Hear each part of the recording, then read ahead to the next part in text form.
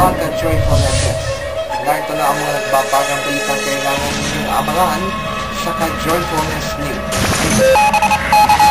Toto Mondehar, pansamantalang magpapaalam sa ka-Joyfulness TV.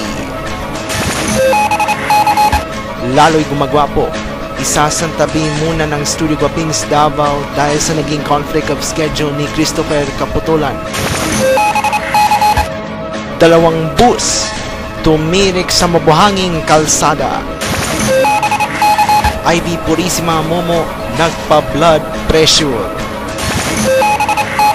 At Mary Christine Tabacon may boyfriend na.